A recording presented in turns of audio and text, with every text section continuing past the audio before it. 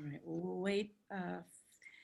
Everybody, we're going to wait about 3 minutes after 10, so everybody has a chance to sign in, but I'm not going to wait much longer than that as an accommodation for you coming early or on time. What is it, Alex? Nope, everything's fine. Should we start? No, And because it's not yet. 9:58. I'm gonna 9:58. Not yet. 3 minutes after 10, and then I'll start. Okay? Yep. So people can go get their drinks and their popcorn. Popcorn. In the meantime. Yeah, of course.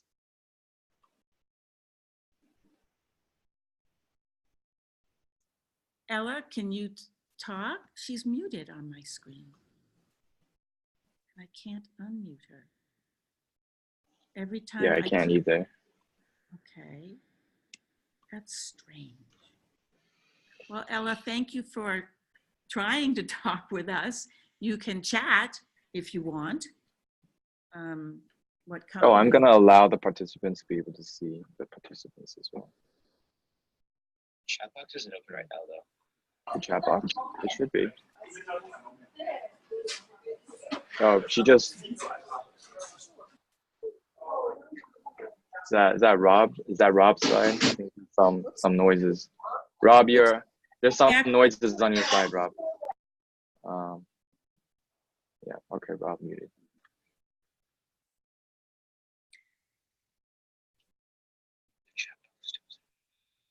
What? I hear that. What is that?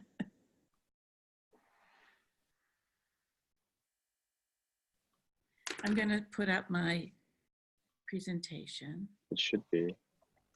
I don't know. Can you see the chat box?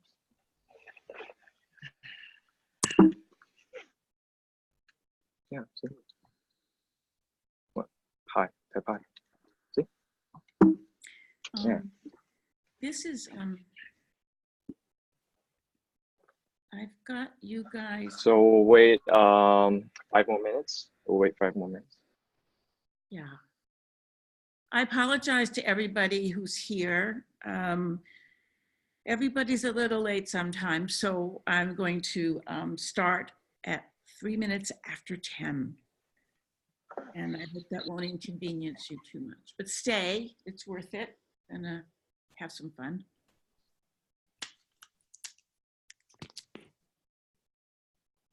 So can somebody else talk?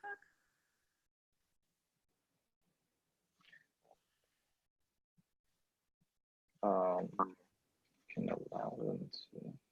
Okay. What?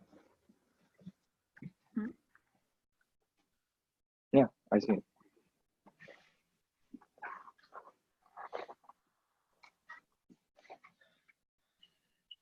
let's you can. Mike, you want to talk? No. Okay, we got a few more people coming in now. Okay, because I'm not looking. I've we got 12 people. Good. Oh, I can do this.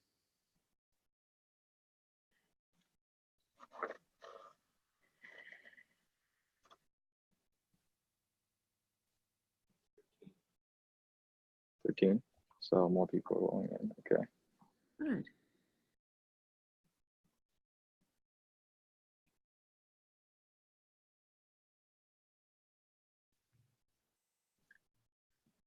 Hello, everyone who's come in and joined us. We're just gonna wait a few more minutes before starting. So please be patient. Thank you. Or if you have any questions before we start, that's fine. You can speak or you can put it in chat.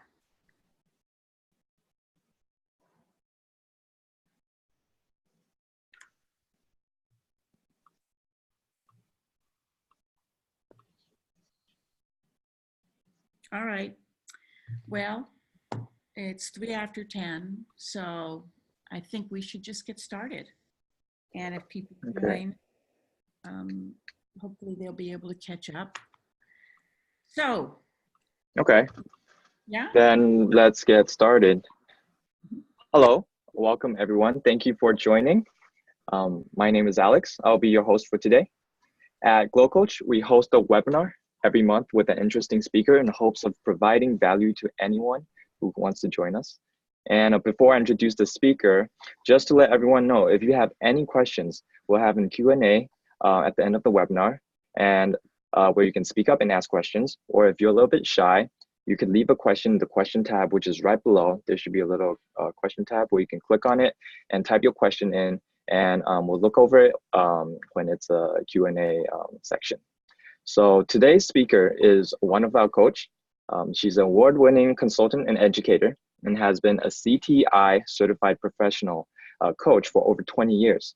So she was certified before most people even knew about coaching. And she has been with us for over 3 years and has continued to coach many of our clients with positive results. So without further ado, let's welcome Susan. Okay, thank you.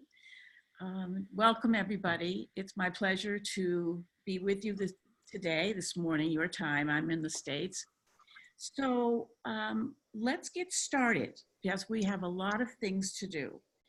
The purpose of this webinar, sorry, having a little trouble, is to improve your listening skills. So I want to know, and you could raise your hand, and then if Alex can forward the information to me, I want you each to think about how you were taught to listen.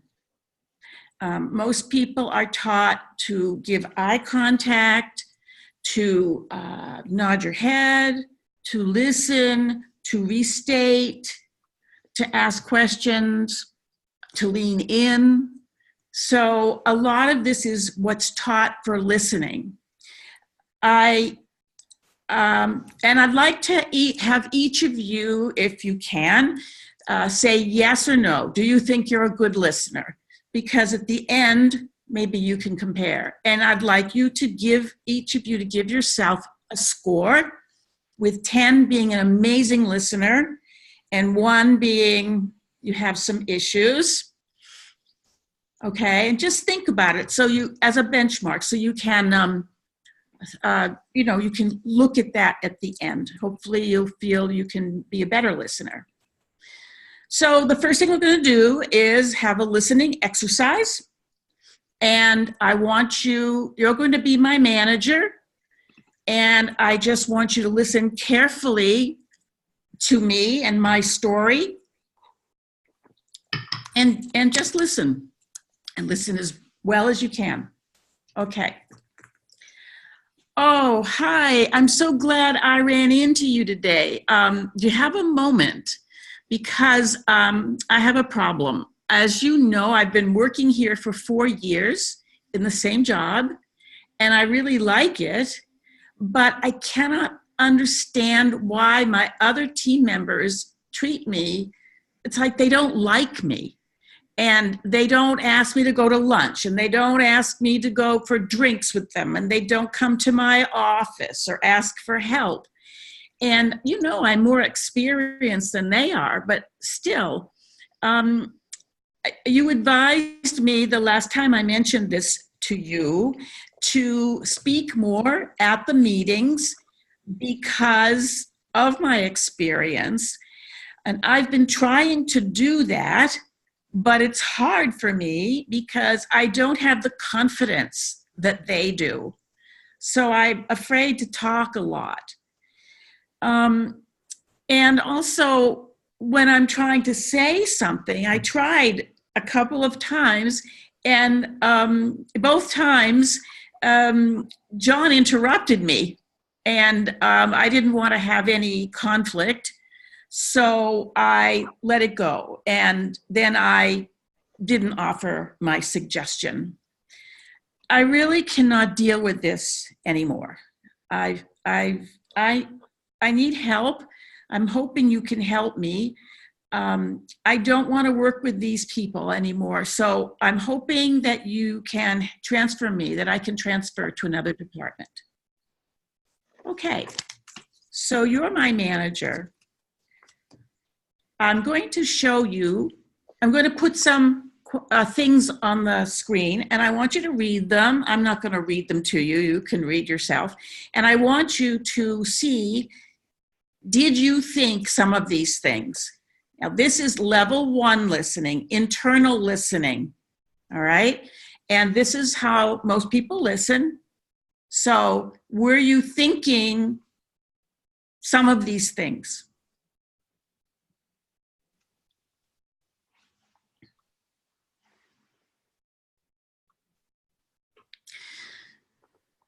A lot of people, when someone has a problem, the first thing they do is they want to fix it. And that's just human nature. Some people judge. You know, I'm tired of hearing Susan complain about this. She needs to get her act together because she's not doing well. These are the kinds of things that you normally would think when you're listening. And we call this internal listening. And the question is, how do Susan's words relate to me? Now, I'm Susan. Okay. How do Susan's words relate to you as my manager? How will it affect your job, or how will it affect your stress, or how are you going to solve the problem? So really, we're talking about Susan's words relating to you and what that means to you. And that's level 1, internal listening. And as I said, most people listen like that. So now let's talk about level 2 listening. Level 2 is called focused listening. And it's not easy to do, as you will see, but it can be done with practice. So let me tell you about it. First, when you listen to Susan, you have to detach from yourself. You should not be thinking about your opinions, your agenda, anything about you. You should totally think about her. It's like you're just in the room and listening. You want to sort of be in her shoes and look at her way of looking at the world. You may totally disagree. You may think that she's a problem employee and you don't want to hear her complain. But in reality, if you listen to her in level 2, things could change. So how is she looking at the world? And you want to get more curious. I wonder why she's doing this. I wonder why she's feeling like this. And what will happen if you're really in level 2 is all of the level 1 things will disappear. And you'll stay in level 2, and you'll pop out of level 2 and go to level 1. But the idea is to pop back into level 2 and try to listen about being curious about Susan. And the eye contact, the nodding, that will come naturally because you're engaged. So you will do those things.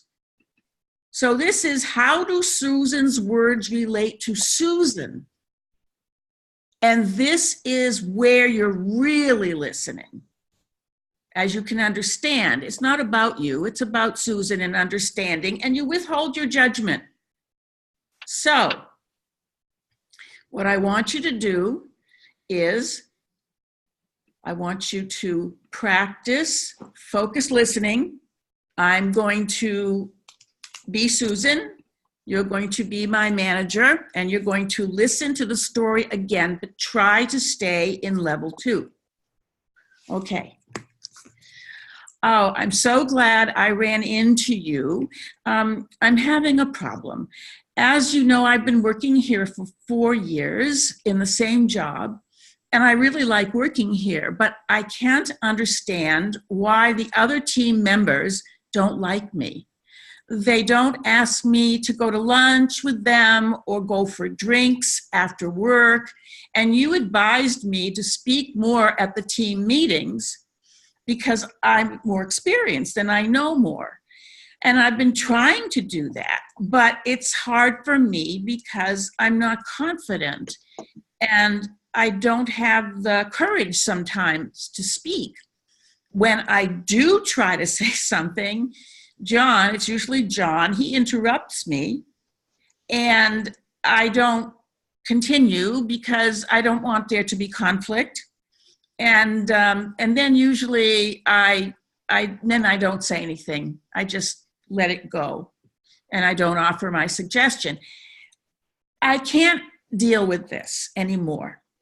I don't want to work with them anymore. So I'm hoping you can help me. And I want to transfer to another department. Now, was it easy to listen in level 2? Can anybody just type in yes or no? What do we have? Any chat coming in? We got 2 yeses and 1 no. 3 yeses, 4 yeses, a couple of yeses. I guess most people were able to relate. Yeah. Okay.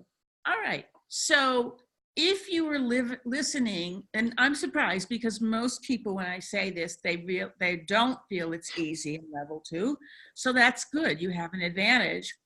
And is anybody feel they stayed in level 1 most of the time? Level 1. We did have one person who said it was sort of hard. So yeah. Maybe he was floating between level 1 and level 2 listening. Yeah. Okay, fine. So if you were truly listening in level 2, you should have been thinking similar things to the following list. And if you weren't, then you weren't in level 2.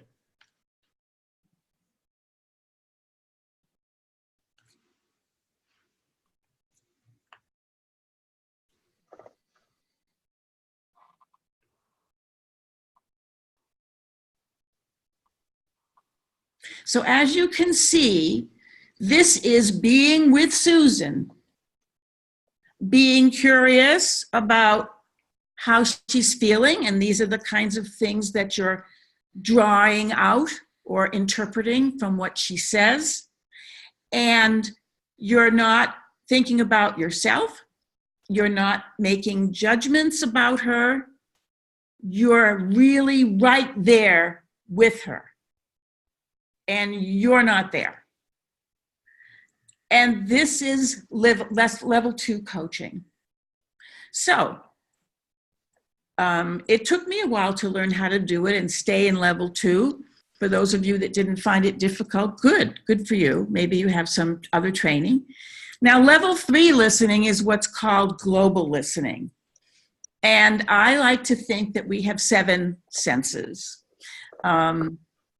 And seeing and hearing is obviously what you're going to be doing a lot of with them. You're not going to be smelling them or tasting them or touching them. But also, I think that another sense is to feel the energy in the room or the energy of this person, the chi. So, for example, if you are a person who goes to a meeting and all of a sudden somebody says something and you can just feel the energy go sucked out of the room because what somebody said, you can feel how that's your energy. It's changed. And you can feel a person's energy. And also intuition, which if you don't know what it is, if you see somebody and they're talking, like if I have a coaching client and they're talking a certain way, and I just think it feels to me that they are really angry, but they're not saying it. So I will say, I just got this hit that you're really angry. And the person might say, yeah, I am. Or the person may say, no, I'm not. And then I'll say, okay, fine. I just wasn't right. But the intuition can go a long way, as you can imagine, when you listen to people. So level 3, global listening, is what do my 7 senses tell me about Susan? Again, not you. Okay, so we are going to do a little coaching with our laboratory mouse, who is Alex. Well, I'm the mouse today. and mouse today. Okay. And I'm going to do some coaching that you can observe. And this is, Alex is new to ILE, and he's the customer experience manager. And I want you, the audience, to listen in level 1. Don't try to do level 2. I want you to observe what he says. What does Alex say and do, if anything? And what do I say and do? So you're observing me as a coach, okay? All right, so, and if maybe there's something else All right. that you, so are you, okay, so Alex, tell me, Okay. what are some of the challenges that you're facing at work?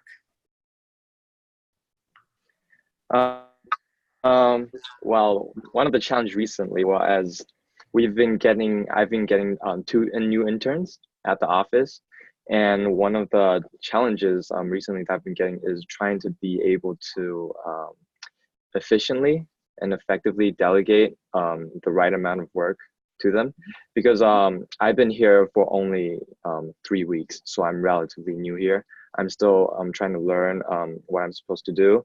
So between doing that and getting good at what I'm doing, I have to now also be able to delegate the right amount of work to these new interns. And so that's where the problem is. I want to be able to learn fast myself, but at the same time, I don't want to leave the interns out, because I have been an intern myself in the past, and I know what it feels like, because we are interns because we want to come here and learn. But I don't want them to feel like they're not learning anything at all. So I guess I'm gonna need your advice on how to do this more effectively. Okay, so by the way, if you see me looking down like this, I'm taking notes so I don't forget some of the key points that you say. So what it sounds like to me is that you are understandably not confident in your job. You probably have all the skills you need, but you just started. Am I right? Yes. Yes. Okay. I guess And, definitely. Yeah. and that's understandable. You've been there 3 weeks. So first of all, recognize where you are, and don't, perhaps if you tend to do this, you don't want to put even more pressure on yourself, okay? So tell me about the role of an intern. You thought was that they learn, right, what to do, and they have some experience that they can take with them on their resume, right? Yes. And what else do you think an intern should do? Well, as I was before as an intern, what I would want is to be able to experience what the job environment is like, to be able to experience something that I'm not able to experience at school, basically. And if I can, to be able to provide value to the team, that would be the best. So Okay. yeah, that's probably what, if I was an intern, I would think that what my goals would be. Okay, good. Yeah.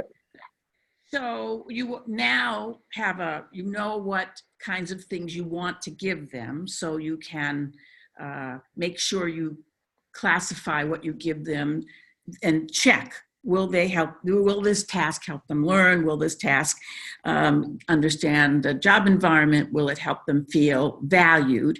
And you probably can't do that all the time, right? Yeah, because sometimes, especially on Mondays when other tasks come down, there's a lot of work, and sometimes it can get a little bit, there can be just a lot of things going on in my head, and then I'll just suddenly be reminded, oh, I should be giving, there's the interns here, I should be letting them do something. Yeah, things like that. How do you think you could keep the interns more in your mind instead of, they're a resource for you? How do you think you can stop sort of forgetting that they're there? Well, I think maybe because we have a meeting, a group meeting every Monday where Mhm. we lay out the task we need to do for the week. So I was thinking maybe after the meeting, I should spend maybe 20 to 30 minutes just writing down my priorities and then going over which ones are more suitable for me to do, and then which one are more suitable for for the interns to do. That can also, if they do it, that can also help me, I guess, effectively complete the task together as a team. So I guess I have to change my mind setting and think more like a team instead of thinking more as trying to complete myself. That's Yes, great. yeah. That's great. Yeah, no, that's great Yeah. insight. You've separated yourself from the interns. Think of them as your team that you're managing. I like that. I think that's a great idea. Um, I I'm wondering though about 20 to 30 minutes to make a list of your tasks. How do you organize your time in general? How do you keep lists, or do you have I have alarms in your that go off on your phone? I have a notebook. I have a notebook, and during the meeting, anything I hear, I just write it down. And I normally write it down as like a checkbox. But the meetings can normally go very fast, and tasks can be like suddenly inserted in here and there. So sometimes, so normally after the meeting, I would try to reorganize everything in order. So sometimes it can take a bit long. But yeah, I should try to be able to reorganize that faster to be more efficient. Well, okay, I'm going to tell you something I do. It might help you. When I'm at a meeting and I take notes and there's a task in the middle of a discussion, I'll put a big asterisk next to it. And that That's the will important make my one. eye go to that, right? And there's Yes. other things you could do. How else, what else could you do to help organize yourself? Because I understand why you feel everything's flying around, because you don't have some kind of concrete base to have to cope with it. Anybody would feel that way. That is true. So, Well, aside from using my notebook, maybe, I don't know, maybe try use my calendar, or maybe I could ask for some assistance from my direct report line manager to see if he could help me better assess how to delegate better. That could also be another option. But so far how I've been doing it is just writing it in my notebook and then trying to get the priorities straight and then go on from there. Yeah. So okay. I'm not sure if there's a better way. Maybe you could give me some other advice. There needs Yeah. to be some kind of organized way to do it. You could Yeah. have meeting notes, and you could have a page in the back of the notebook that lists tasks and due dates. Okay. And you would just flip over and put your tasks there and then go back and take notes in the same book. That way you'll be separating out the tasks, and then you have a list of the tasks and you can put numbers to prioritize. One problem that you have, I think, is that everything is all jumbled together. Okay, I'm sorry, I'm looking over here because that's where your photo is. I should be looking over here. So Okay. it's important for you. Okay. That's true. It's important for you to find something that works for you, not something that I tell you. I mean, I just told you a couple of That is ideas, true.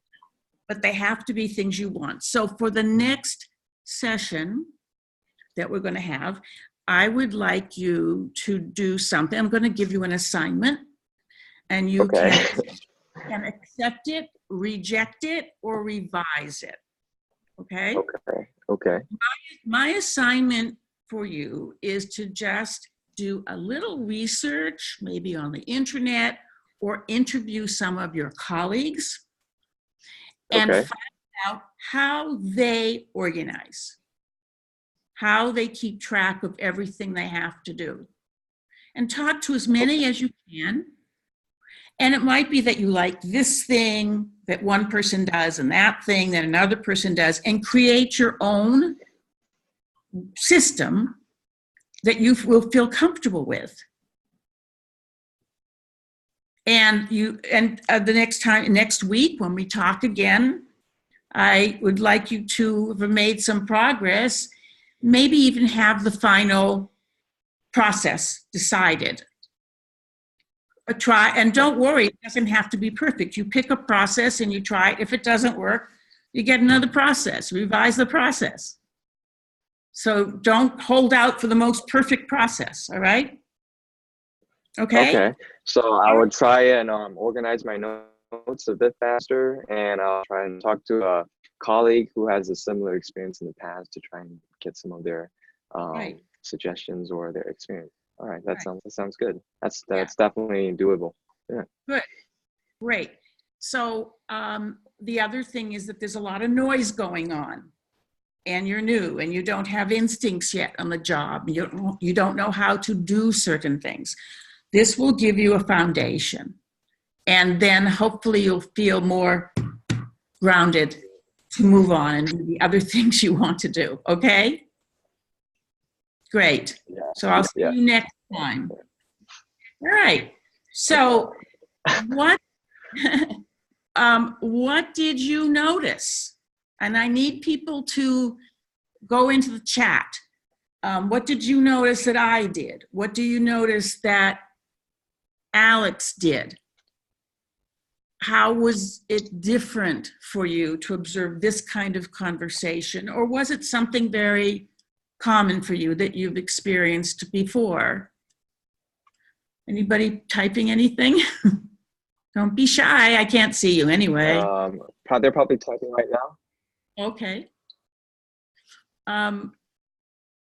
Some people commented, good coaching process.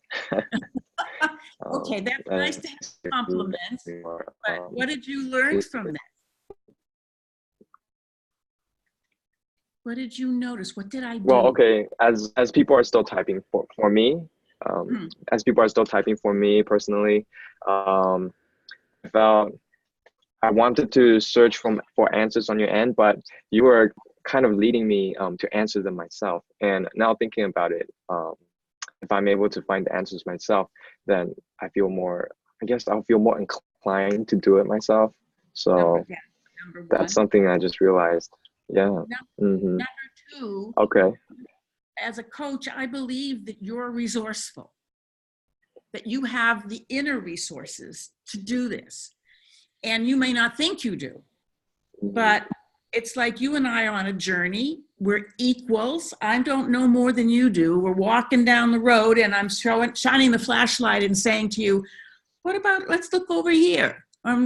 Alex, let's look over there.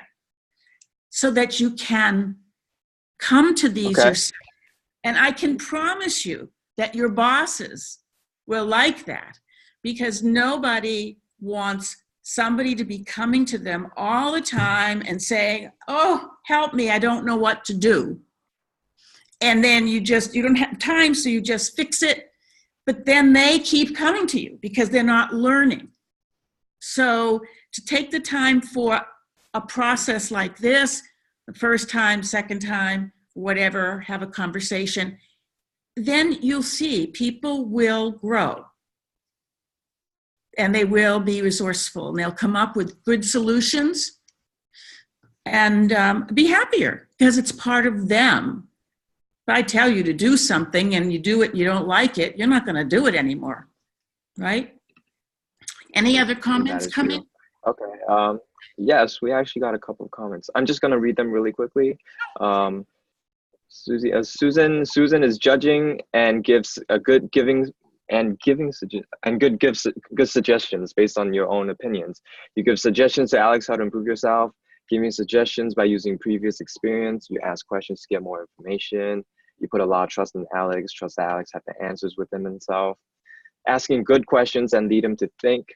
And you're leading Alex to find solutions by himself. So basically being a good listener and giving good suggestions, I said, would be one of the more common comments. And putting trust in me to be able to find the answers myself. I think you're terrific. I really think you're terrific. You can do it. Just sometimes that's what the purpose of a coach is to start to show you what you can do and help you support you while you get what you want. Right? Now, sometimes I will tell a client, if a client says, well, I think we really need to do blah, blah, and I know it's not going to work from my business experience and so on, then I will gently say, well, what would happen if he did this as a reaction? And sometimes then they'll realize themselves, or sometimes I just tell them, you know, I don't think that would be a good idea because blah, blah. What else could you do? You can go on from there. Okay. Okay. So if there's no more comments, I want to just cover this briefly, and hopefully you've been thinking about this. If you're listening to your people, to your colleagues, especially if you're higher level manager, you can do some of these things by listening and showing people that you are concerned about what they're doing. People, these are some wonderful benefits of listening in levels 2 and 3. And in some companies, retention, leading people, having them want to work with you and stay with you. Maybe if you're in sales, you can understand why. I had one client where the salesperson was just late with everything and was the manager was very upset and could not figure out why he was late and how to fix it. And it ended up where he sat down face to face and he asked him, what do you feel when you're late? How do you feel about being late? You know, and why questions can often make people on the defensive and they go straight to their head to give an answer. So it's nice to ask questions which are called powerful questions that get people out of their heads and make them feel they can trust you more.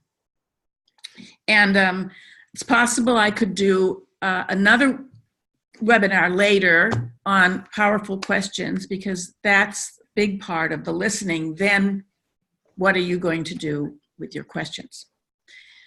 So hopefully you've seen some benefit to this. And I'll hand it, thank you all. I'll hand it back to Alex for questions. All right. Okay. Thanks, Susan. That was a wonderful presentation.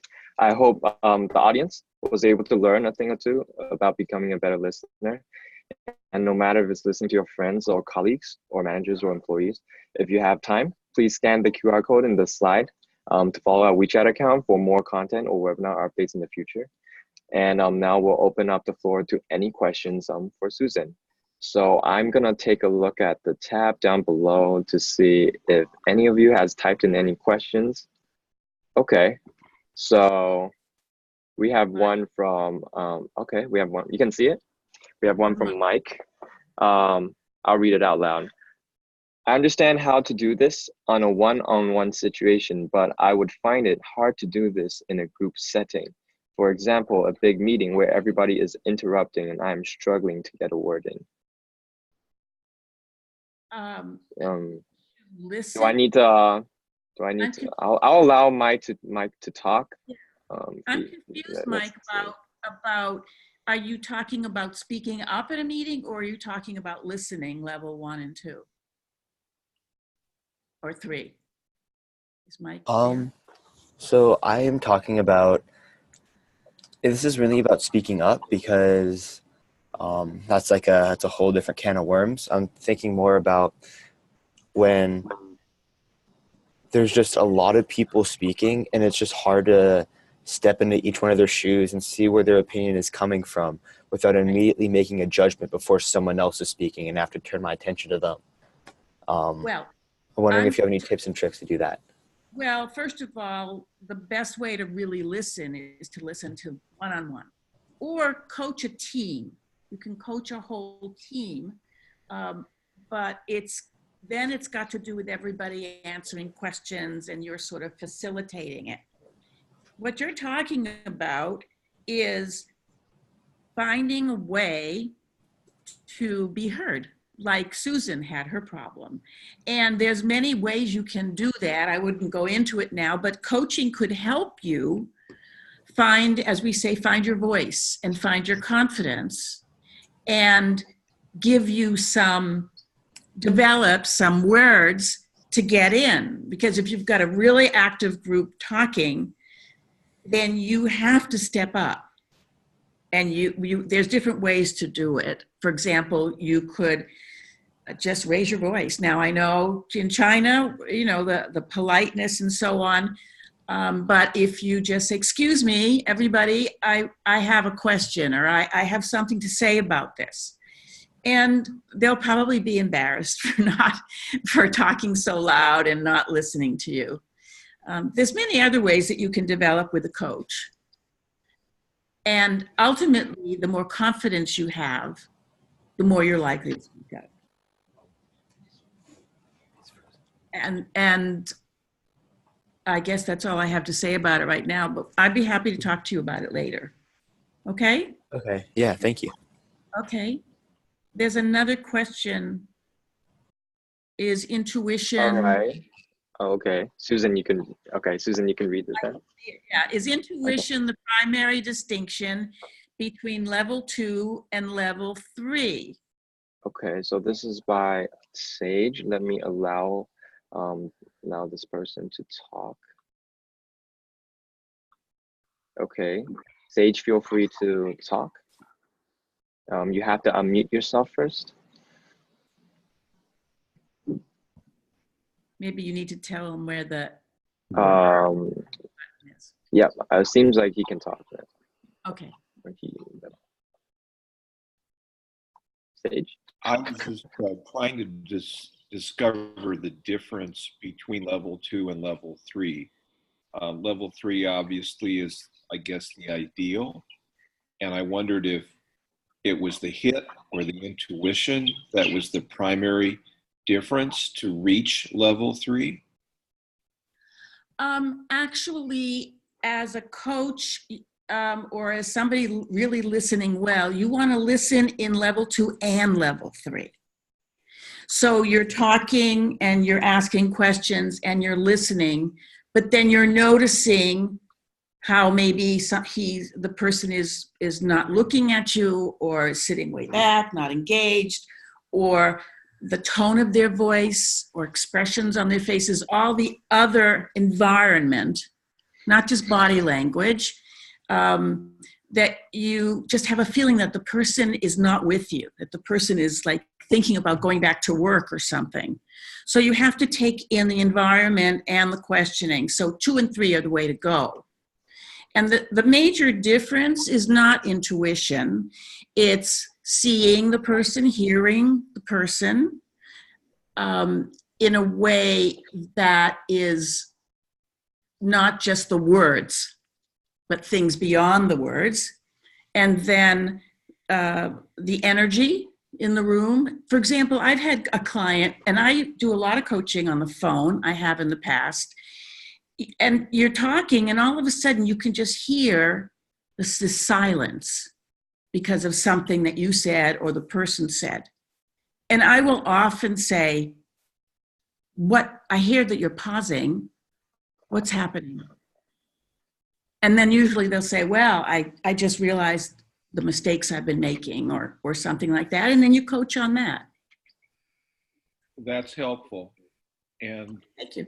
I think that what you're saying is that it's all of the 7, you mentioned 7 senses. So Yeah. the full gamut, the 7 senses are what makes the difference between level 2 and level 3. Exactly. You got it. Good question.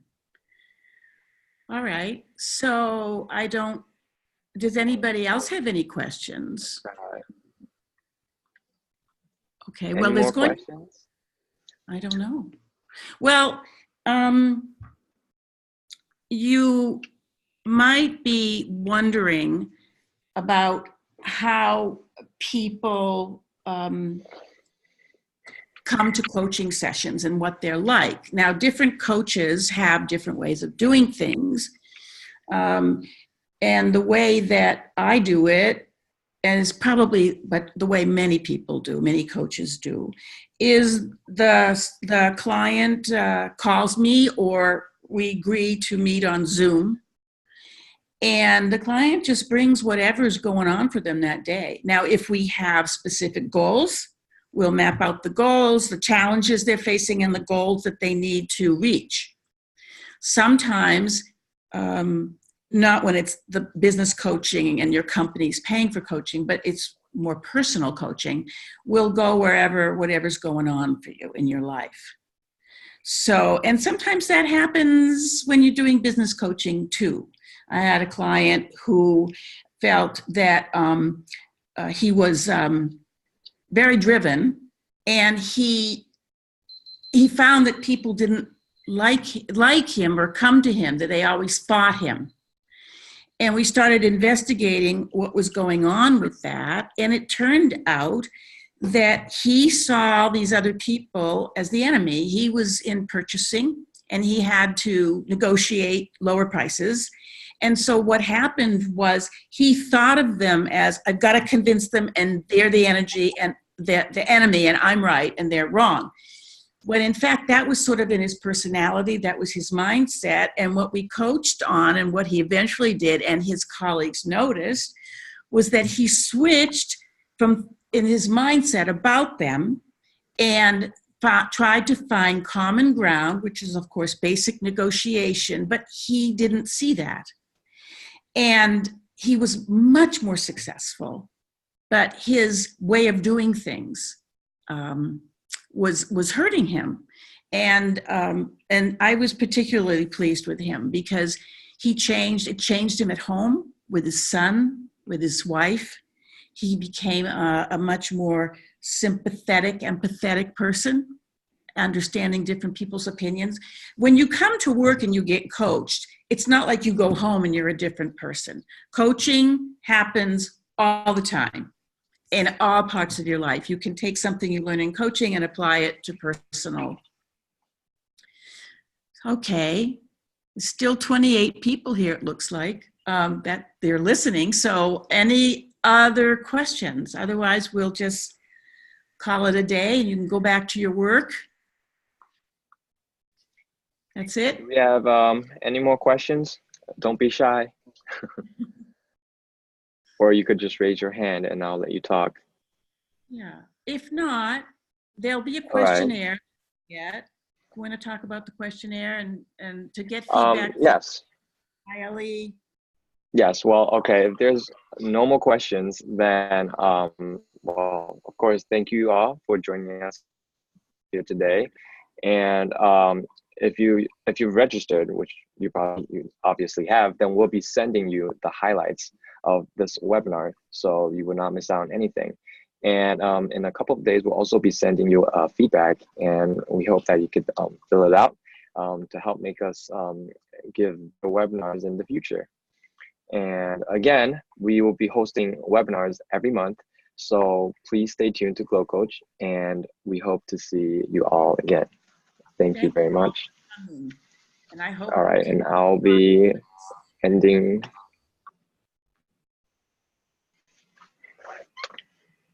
Oh, all right, then bye, Susan, and bye, everyone. Oh, there's a new question? Oh, okay. And I'll be ending this webinar. Okay. Okay, everyone says thank you, thank you. Okay. Thank you. Stay tuned, everyone. See ya. Bye.